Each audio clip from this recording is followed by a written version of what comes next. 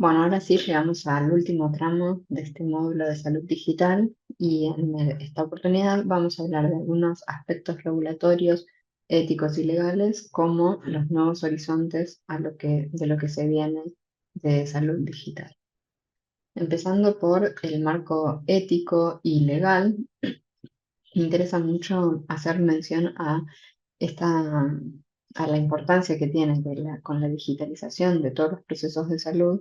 La protección de los datos se ha vuelto realmente muy importante.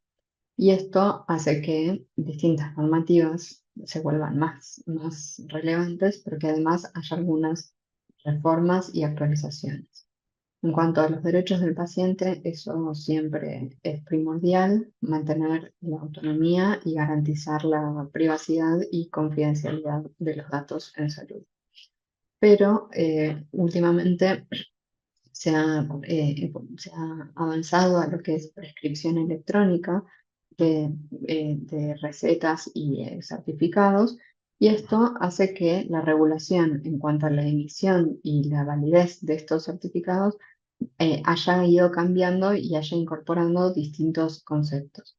Por ejemplo, uno de los conceptos es el de firma electrónica y firma digital, que no son sinónimos. La firma electrónica abarca cualquier tipo de método de firma casi hológrafa que se imprima en una plataforma electrónica, pero que no tiene la misma validez legal que una firma digital o que una firma holográfica.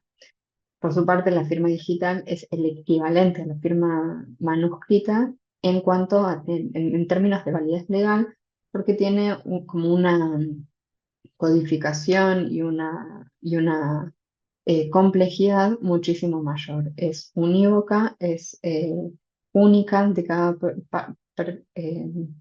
persona y está regulada en un ente mayor. En cuanto a, bueno, y por supuesto, algunas normativas ya eh, históricas se mantienen, como todo lo que es consentimiento informado, privacidad y seguridad y protección de los datos personales y, bueno, y la protección de los mismos.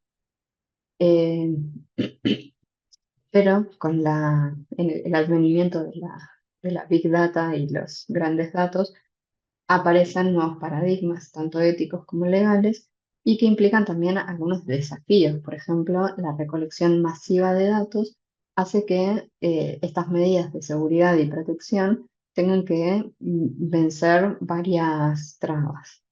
A su vez, hay procesos de anonimización, que son técnicas para despersonalizar estos datos, y esto hace que se proteja la identidad de los individuos, es decir, que la información de la persona está, pero no es posible vincularla a esa persona en sí misma. Bueno, con respecto a seguridad, privacidad y confidencialidad, esto ya lo dijimos. Seguridad hace referencia a la protección contra accesos no autorizados. Esto significa que solo pueden acceder a los datos aquellas personas que tengan autorización o consentimiento. Privacidad hace referencia al control del paciente sobre su información y que determine quién puede y no puede saber. Y confidencialidad es la obligación de no divulgar información sin consentimiento. Y bueno, luego hay estrategias de datos abiertos y difusión de estos datos que tienen que ver con la publicación de datos accesibles al público, pero que garantizan el equilibrio y la transparencia y la protección de la privacidad, aplicando, por ejemplo, estas técnicas de anonimización. Luego pasamos al tema de inteligencia artificial, que es justamente este campo de investigación que que compete a las ciencias de la computación y que tiene como objetivo desarrollar sistemas que imitan a la inteligencia humana. Esto significa y viene muy aparejado con el concepto de ciencia de datos, que es justamente lo que veníamos hablando, que es ese campo interdisciplinario que utiliza estadística, computación científica, métodos, procesos, algoritmos y sistemas científicos para obtener, tratar, analizar y presentar información a partir de datos crudos, ruidosos, tanto estructurados como no estructurados. Y esto hace que el ciclo del dato adquiera una importancia fundamental para poder cumplir con el desarrollo de estos sistemas. Y el ciclo de datos a qué se referencia justamente a cada uno de los pasos en los que el dato se crea, se modifica, se captura, se almacena y luego o se archiva o se destruye. Entonces, la creación hace referencia tanto al momento de captura como de recopilación de los datos. El almacenamiento puede ser en archivos, bases de datos o sistemas y servidores diferentes. La utilización implica tanto el procesamiento y el análisis como la visualización de esos datos. La disponibilización hace referencia al acceso de esos datos a las personas eh, o los sistemas autorizados, y luego cuando esos datos quedan obsoletos o no son utilizados o consumidos en mucho tiempo, se pueden archivar o se pueden destruir cuando realmente se sabe que no se necesitan más o cuando generan más ruido de lo que podrían ayudar. Y esto es algo que se da de forma continua, constante y permanente, y por eso se denomina ciclo del dato. Para que este proceso sea lo más fructífero posible, estos datos tienen que ser de muy buena calidad. Y hay seis, seis definiciones que hacen que este dato sea de buena calidad. Y es que sean completos, conformes, es decir, que cada dato se registre de la misma forma cuando hace referencia al mismo concepto, que sean consistentes y que tengan coherencia con lo que están abarcando, que sean exactos, que este dato haga referencia exactamente a este concepto, que sean únicos y que un dato no tenga doble significado y además que sean íntegros. Entonces, con todo esto podemos decir que tenemos un dato de buena calidad. Y a partir de un dato de buena calidad, la data es simplemente la data, el dato crudo. Con eso no se obtiene ningún tipo de aprendizaje. Pero a partir de establecer distintas relaciones entre los distintos tipos de datos, llegamos a la información que responde a las preguntas de qué, qué son, qué población tenemos, qué prevalencia, qué incidencia. Por ejemplo, esto aplicado a la salud, ¿no? Una vez que podemos detectar patrones a partir de esta información, ascendemos un peldaño y llegamos a conocimiento. Y esto nos permite responder cómo se producen determinadas enfermedades en determinadas poblaciones.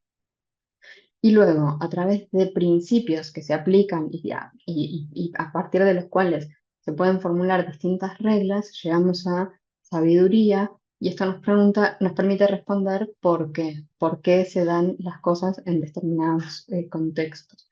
Y esto es lo que se conoce como la pirámide del dato, la pirámide de data, información, conocimiento y sabiduría. Y esto lo cuento como una antesala a los conceptos de Machine Learning y Deep Learning, que son estrategias o ramas de la inteligencia artificial que permite que las computadoras aprendan sin ser programadas explícitamente para este fin a través de una combinación de estadística e informática. Luego del Machine Learning se desprende el Deep Learning, que es un subcampo del Machine Learning y que usa esta estructura jerárquica de redes neuronas artificiales que permite abordar el análisis de datos de forma no lineal. Esto es muy complejo y no excede los conceptos y los alcances de este curso, pero básicamente para graficarlo en un Machine Learning, a partir de un input, siguiendo los distintos árboles de decisiones, podemos llegar al conocimiento de salida. En cambio, en Deep Learning no hace falta trazar este árbol de decisión, sino que directamente los datos se van analizando de forma no lineal en distintas redes que están en distintas capas y ahí se puede obtener directamente el resultado de salida. Esto nos permite llevar a la creación de distintos modelos que, según el tipo de complejidad que tengan, van a tener distintos tipos de aplicaciones también. Por ejemplo, en los modelos descriptivos se identifican estas relaciones diferentes para detectar patrones. sería el escalón más bajo de la pirámide de conocimiento. Y esto nos permite responder preguntas generalmente retrospectivas, como por ejemplo, ¿qué pasó a partir de estos patrones? Una vez que tenemos mucho de esto descriptivo, podemos empezar a evolucionar hacia modelos predictivos que utilizan los datos para determinar el resultado más probable a futuro de un evento. Entonces nos responde qué es probable que suceda. Y a partir de tener mucho conocimiento en este campo, podemos evolucionar hacia un modelo de tipo prescriptivo que sintetiza automáticamente los datos combinando con las reglas de negocio y aprendizaje automático para hacer predicciones y sugerir opciones de decisión. Entonces, esto nos responde qué acción tomar a futuro. Y luego, ¿cómo incorporamos todo esto en la práctica diaria y específicamente en salud? Bueno, hay distintos tipos que abordan a distintos procesos. Por un lado, tenemos la inteligencia artificial operativa, que incluye todas estas actividades operacionales del hospital o institución, como por ejemplo gestión de personal, de camas, de activos, de suministros, el ciclo de ingresos, de planificación. Y el objetivo lo que pretende optimizar la inteligencia artificial operativa en estos casos son aquellas tareas manuales y repetitivas que son dependientes del usuario y que provienen de distintas fuentes de información completamente fragmentadas. De esta manera, permite la automatización de procesos, la estandarización en los distintos, dependiendo de distintos usuarios, pueden no obtener los mismos resultados e integrar una fuente de información conjunta. Aquí dejo como ejemplo algunos eh, sistemas que proveen este tipo de soluciones. Esta charla no es esponsoreada, solamente a modo de ejemplo. Luego pueden buscar más información o averiguar y cualquier tipo de pregunta también me pueden consultar. Luego tenemos la inteligencia artificial generativa, que es aquella que es capaz de generar texto, imágenes u otros tipos de medios utilizando estos modelos generativos. Una característica que tienen es que van aprendiendo de los patrones y de la estructura de los datos de entrenamiento para poder generar estadísticamente nuevos datos con características similares. Y esto se puede desglosar en distintos tipos de aplicaciones, aquellas que van a facilitar el empoderamiento del paciente, como aplicados a portales de salud o de seguimiento de registro de situaciones de salud, aquellas que van a generar documentación o aquellas que proveen soporte a las decisiones clínicas. Y luego tenemos esas aplicaciones que van a tener un impacto directamente en el ámbito clínico, como por ejemplo todo lo que es uso de aprendizaje automático, procesamiento del lenguaje natural y aprendizaje profundo para optimizar y mejorar la experiencia del paciente, incluyendo diagnóstico, tratamiento y gestión de resultados. Por ejemplo, en diagnóstico tenemos muchísimos ejemplos de diagnóstico por imágenes a partir de análisis de volúmenes muy altos de imágenes para detectar patologías o, por ejemplo, realizar chatbots conversacionales para llegar a distintos tipos de triage diagnósticos, como para saber el nivel de urgencia o de conducta más cercana, más inmediata a tomar. Luego tenemos aplicaciones terapéuticas, como por ejemplo los gemelos digitales, que es una representación digital de un paciente para poder ver e interpretar qué tipo de resultados vamos a obtener en este caso y contexto en particular. Y eso nos va a permitir alcanzarnos y acercarnos cada vez más a lo que es medicina de precisión y personalización de la salud, y también mejorar todo lo que son los sistemas de soporte a la toma de decisiones.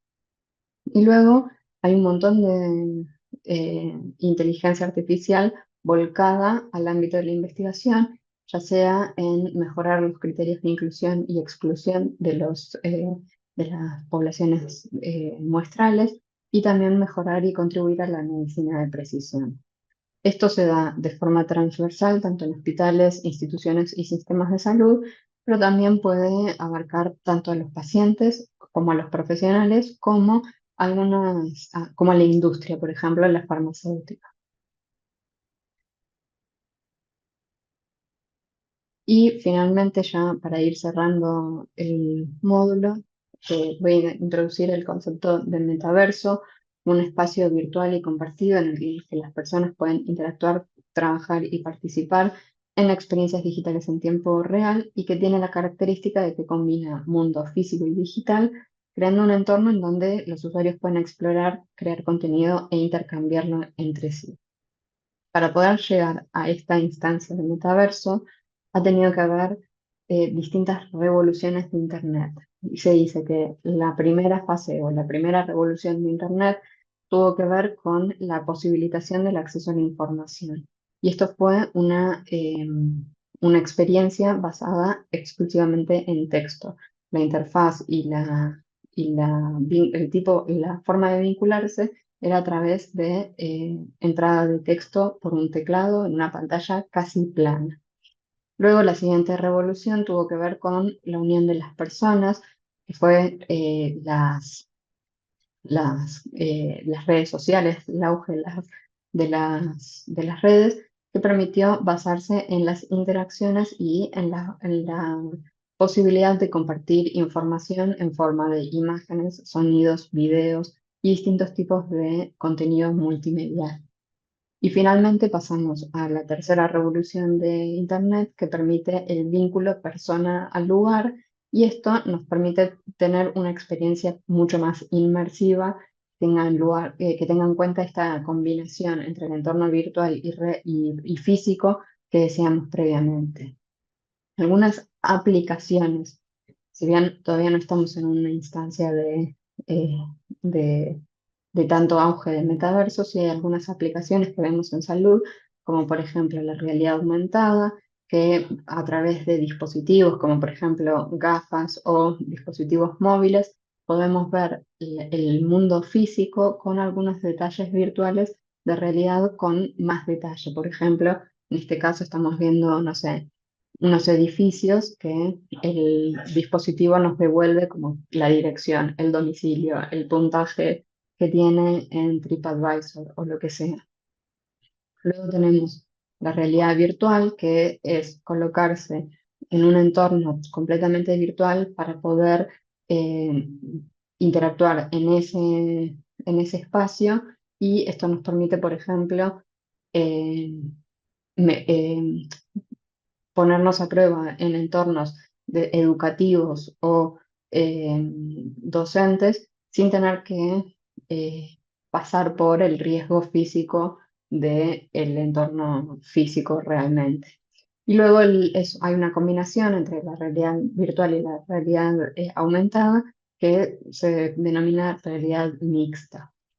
Y esto permite, por ejemplo, los usos, eh, esto que decíamos, el entrenamiento médico, la investigación y desarrollo, educación para pacientes y la colaboración interdisciplinaria. Y como beneficios, justamente lo que veníamos diciendo, practicar los diagnósticos en escenarios virtuales realistas, pero sin tener el riesgo con pacientes reales, simular la respuesta de pacientes a diferentes terapias. Esto se relaciona mucho con medicina de precisión y personalización de la medicina, bueno, en el entrenamiento para procedimientos médicos y simular ensayos clínicos y estudiar el impacto. Y además hay distintas barreras que tienen que ver con barreras técnicas, esto que decíamos antes, la infraestructura, el acceso a Internet, obtener el material necesario, que lleva un costo muy importante, sobre todo de inversión inicial. Pueden afectar distintos tipos de relación en el médico-paciente.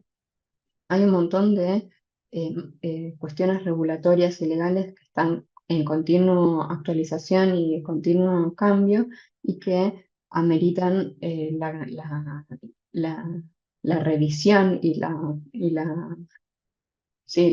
implementación de estas reglas, y bueno, barreras de información.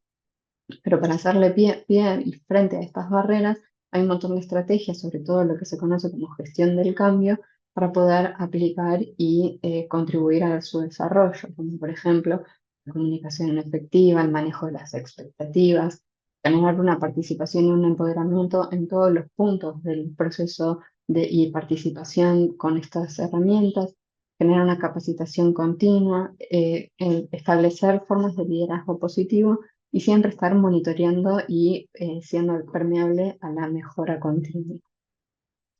Bueno, esto fue todo el material que teníamos para este curso. Espero que haya sido de interés. Cualquier cosa, cualquier consulta, estoy a disposición. Desde ya, muchas gracias.